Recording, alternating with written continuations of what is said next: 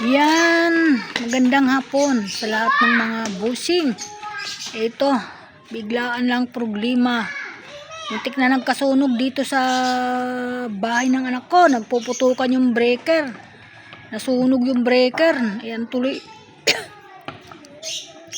Na-high blood yung anak ko.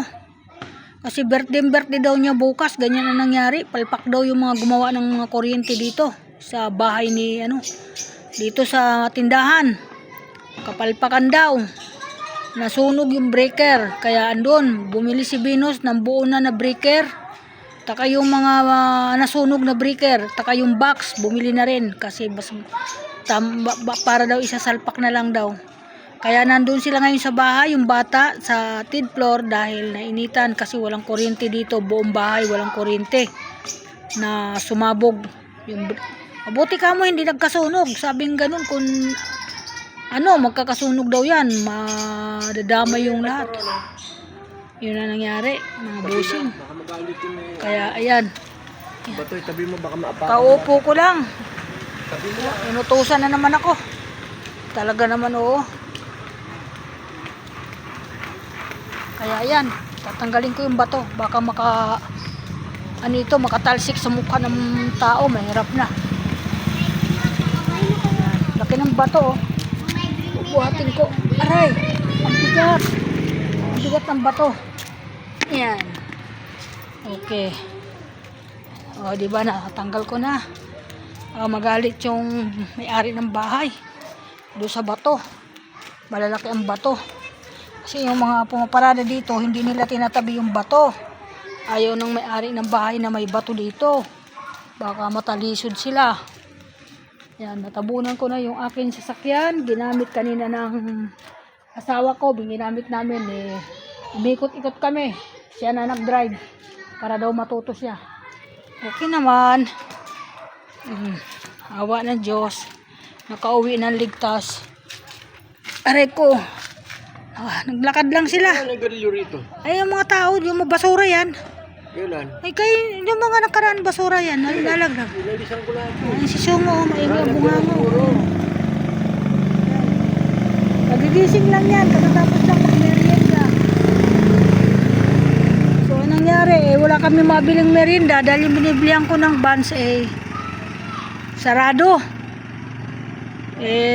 Nagtyaga tatas siya na nilaga ng kamote, yun ang merienda niya.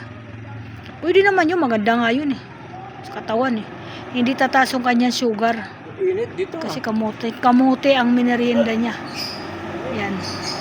Siguro high blood si Venus. Dahil nga birthday daw niya bukas. Tapos nga pangbili man lang daw niya ng pang-spaghetti. Naubos ngayon, malamang libong uubusin yung breaker na yan. Kasi buong breaker nasunog, buntik na nagkasunog dito. Oh. Ando si Venus. Sabi ko, gamitin ka Sabi ko, kaya lang tulog. Baka manigaw na naman yon sabi ko. Sabi na ko, ayoko. Sabi ang ganun. Lalakarin ko na lang. Naglakad na lang. Kasi bakit ang purpose, may tricycle tayo dito, pang emergency para bumibili ko anong kailangan dito sa lugar natin. Emergency nga, ba't di mo ako ginising? Ay, mainitin ang ulo mo pag naalimpungatan ka Sabihin, istorbo kayo. Ganyan ka lagi. Hindi na kita ginising. Yan ang nangyari. Ayan. Basta emergency. Ayan ang nangyari. Yan. Utusan mo ko, tas. Yan. Sabi, pwede daw yun gisingin siya. Sa susunod, gigisingin kita. Sabi ko na sa'yo, susunod, gigisingin kita. Kasi siyempre, wala naman alam dito yung anak ko sa mga ganyan. Wala din dito ang asawa, kayso nag-grab daw. Naghahabol daw sa grab. Kaya hindi umuwi. At saka hindi rin marunong yun sa elektrisan. Na nangyayari na yan. Ako takot din ako sa kuryente. Yung bayaw ko naman pinapagawa dito, hindi rin inaayos yung gawa nila. Hindi ko alam bakit ganun sila mga gumawa. Alam mga malasakit. Kadidisgrasyang tao dito. Okay, thank you. Gandang hapon mga guys. High blood na naman ako ngayon. Hindi ko lang, dinadahan-dahan ko lang yung aking high blood. Baka masubrahan, mga busing, mga guys. Follower. Hindi na, kakaya. Bira ka naman Siya nga nagpabili. Utusan ko naman siya. Electrician yun Marunong motor yun. Okay, thank you.